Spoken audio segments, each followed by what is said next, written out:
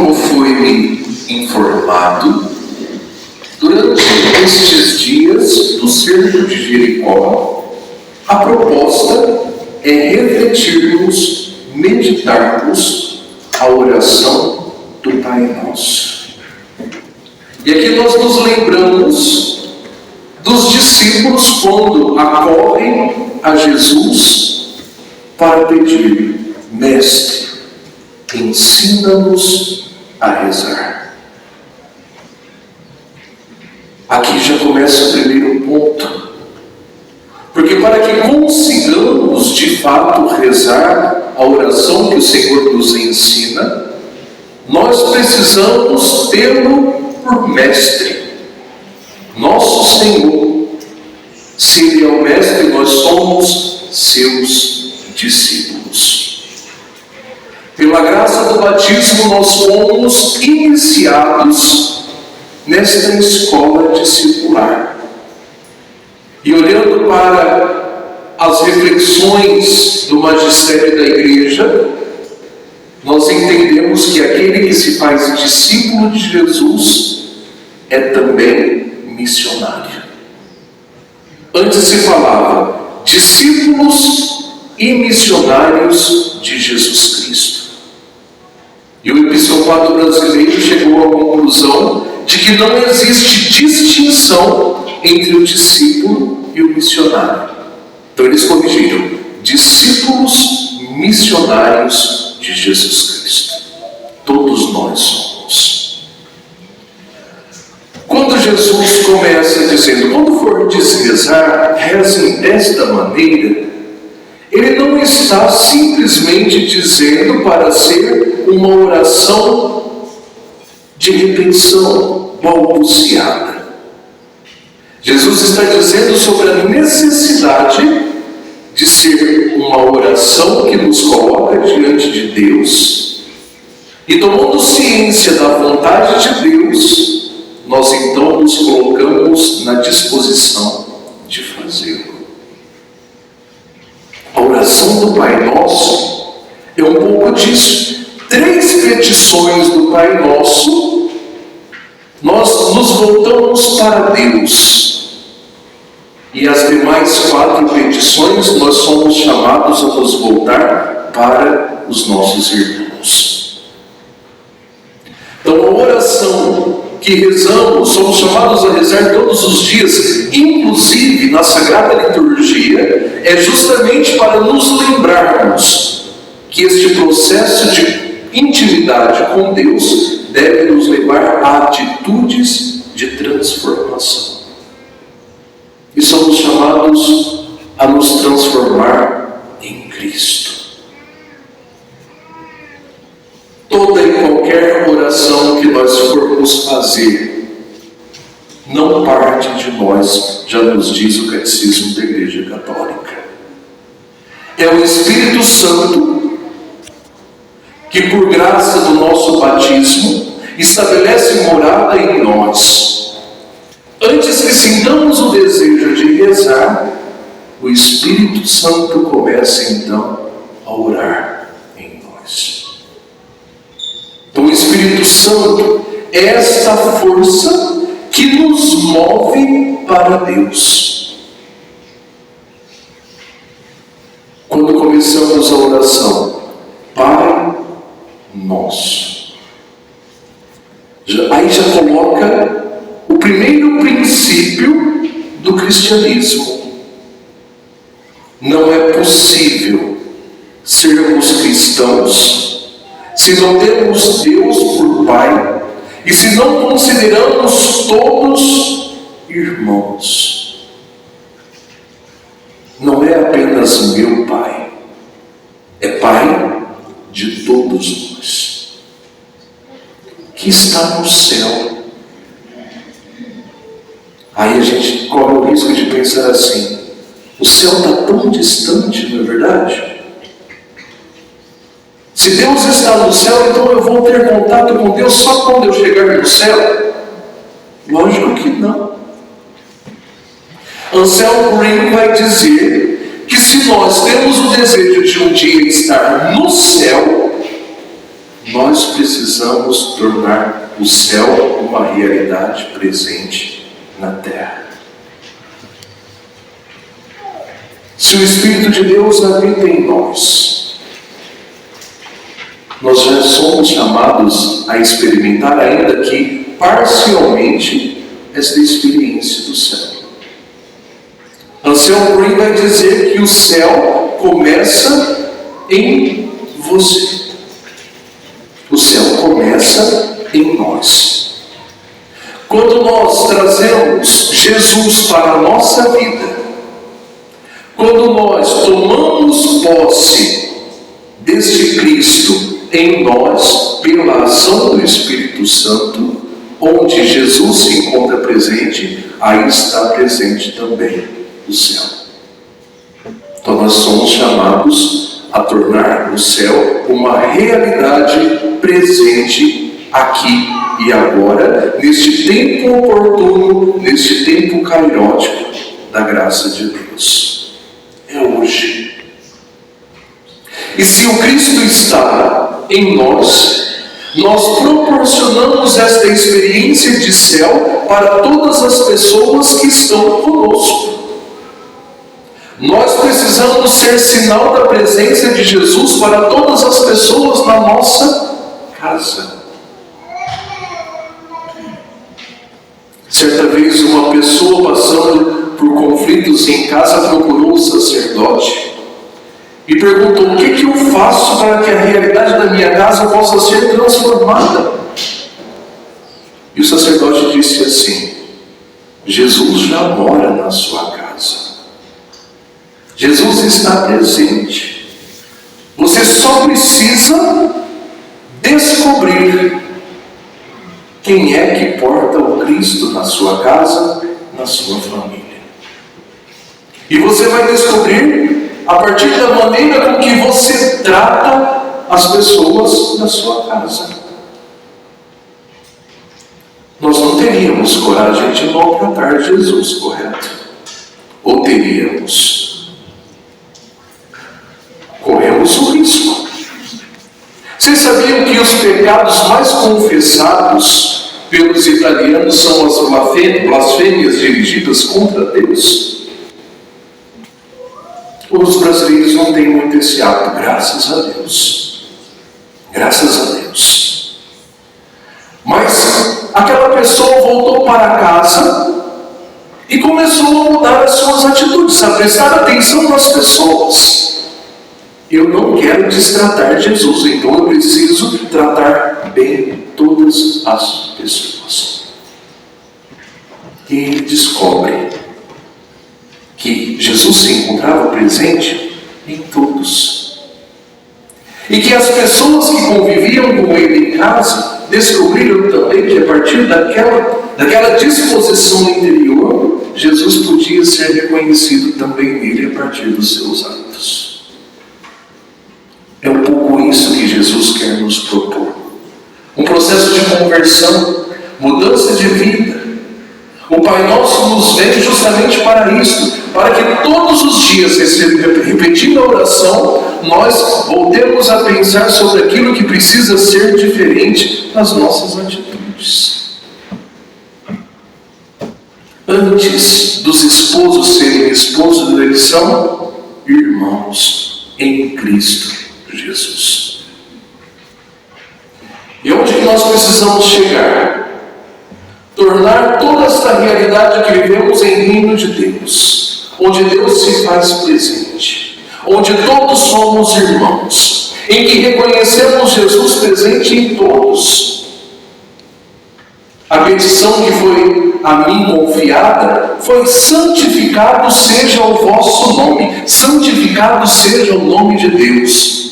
E aí eu pergunto: é possível o nome de Deus tornar-se mais santo? Logo no início da liturgia eucarística, nós rezamos: Santo, Santo, Santo, Senhor Deus do Universo. Deus é perfeitamente santo. Deus é plenamente santo. Não existe uma deficiência de santidade em Deus. Deus é plenamente santo. Como é que então nós vamos santificar o nome de Deus? É fácil. Entender é fácil. Viver que não é muito fácil. Porque nós santificamos o nome do Pai quando nós começamos a trabalhar a nossa vida para podermos nos tornar em Cristo Jesus. E aqui não estou dizendo apenas para sermos semelhantes a Jesus. Pela graça do batismo nós fomos introduzidos ao corpo místico de Cristo. E o corpo de Cristo é Cristo. Cristo é a cabeça e nós somos os seus membros. Dá para dizer que o meu dedo mínimo não faz parte de mim? O meu dedo mínimo sou eu.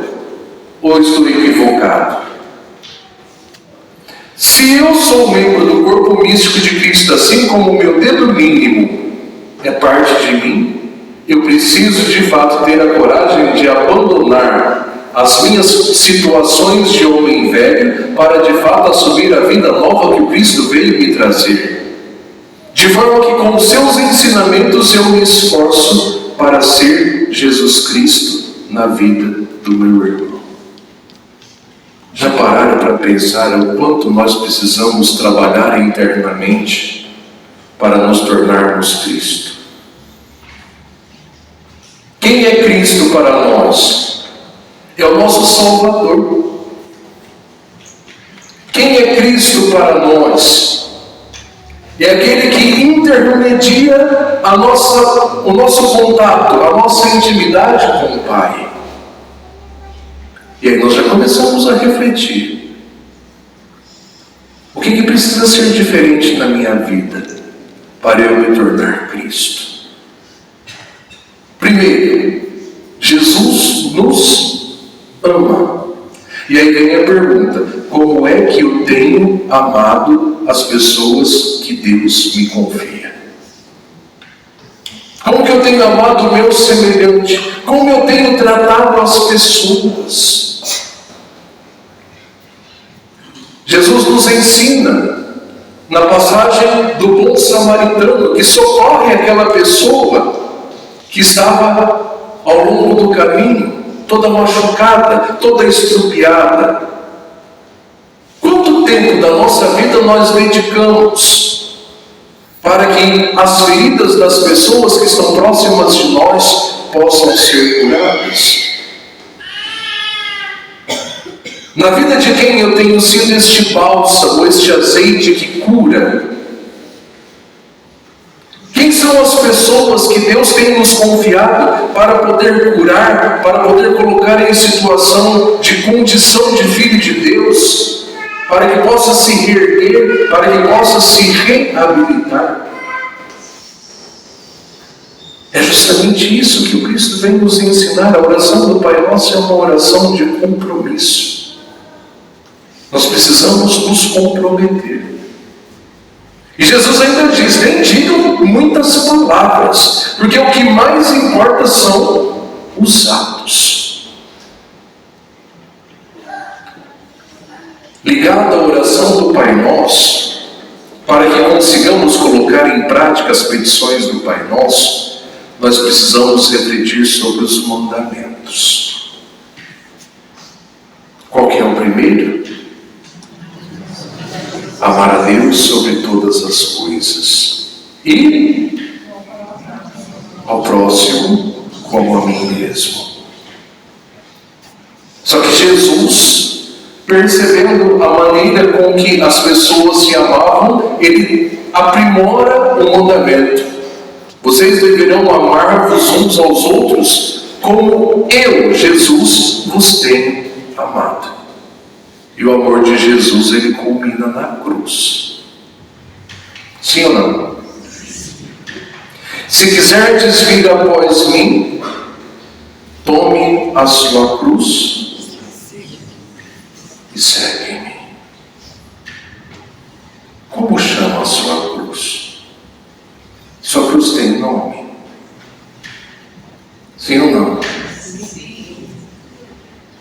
Se eu perguntar o nome da sua cruz, você tem com clareza, consegue me responder? É algo que a gente precisa refletir.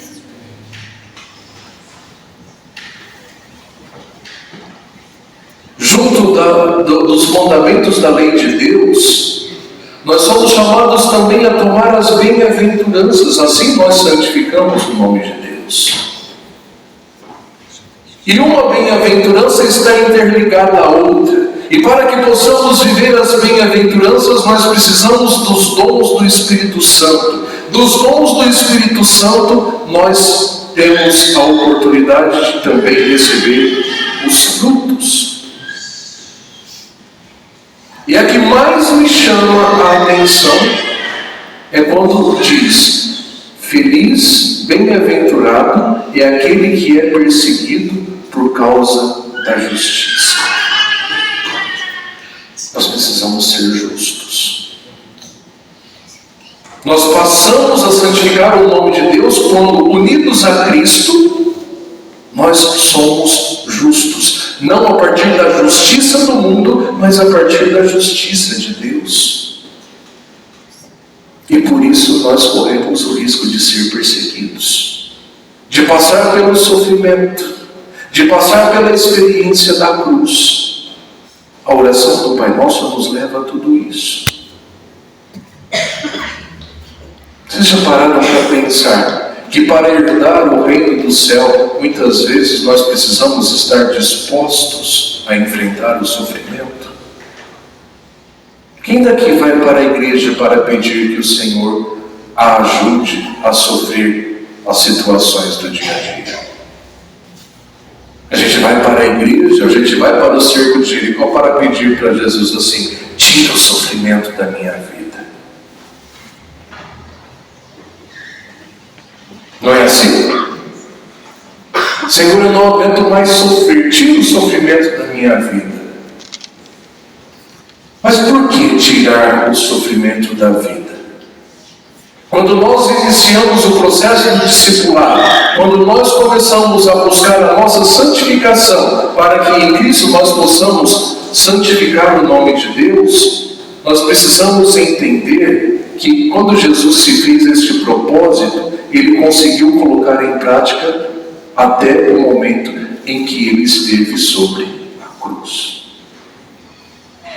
E em nenhum momento Ele pediu para descer da cruz. Pediu?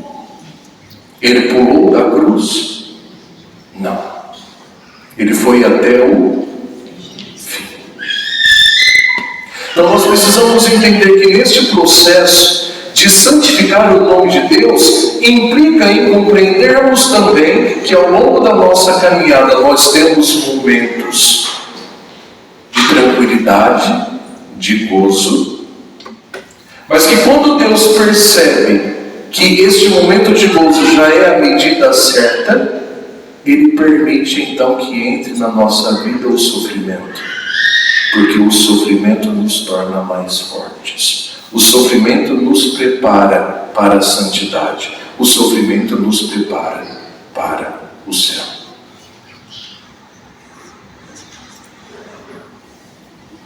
É como se nós fôssemos colocados à prova.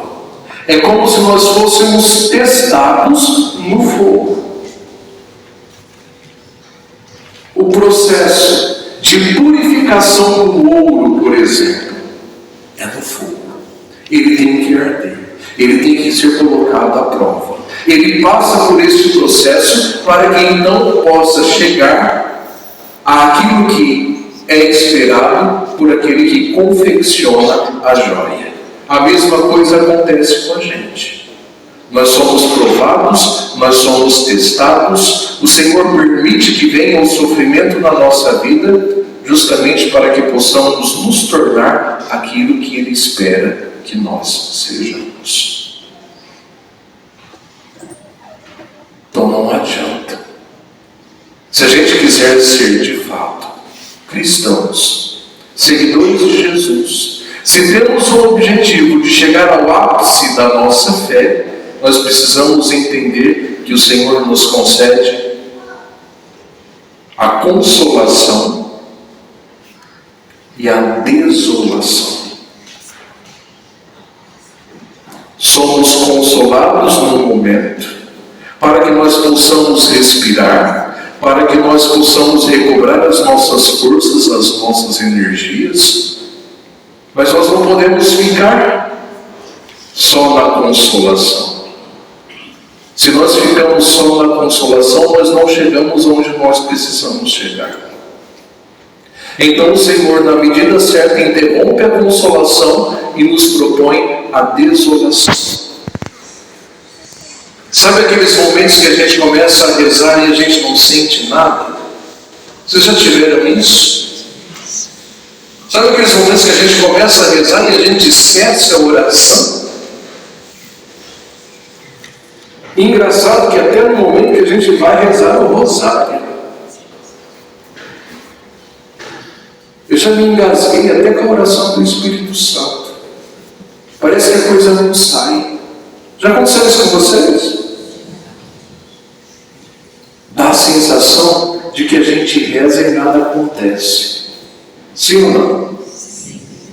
Só que jamais Deus se aparta de nós. Jamais Deus se distancia. Mas Ele precisa nos proporcionar essa experiência justamente para que possamos tomar força nas nossas pernas espirituais. O que faz o pai com a criança que começa a dar os primeiros passos? Se o pai não soltar da mão da criança e permitir que ela tome alguns tombos, ela não vai andar. Ela vai continuar estagnada naquela situação. Então o que faz o pai? Solta a mão da criança, se distancia e fala, vem. A criança tropeça e cai. O pai ajuda a levantar e diz de novo, vem. É mais ou menos isso que Deus faz conosco. Justamente para que possamos tomar força nos nossos tornozelos espirituais, para que com as nossas atitudes nós possamos proclamar que o nome de Deus é santo. Não somente com as nossas palavras, mas com as nossas atitudes, com os nossos esforços, com a nossa decisão de sermos totalmente de Cristo Jesus. Hoje, eu desafiaria vocês a louvar a Deus pelas provações e os sofrimentos. Vocês já rezaram assim? O que é que você tem passado na sua vida?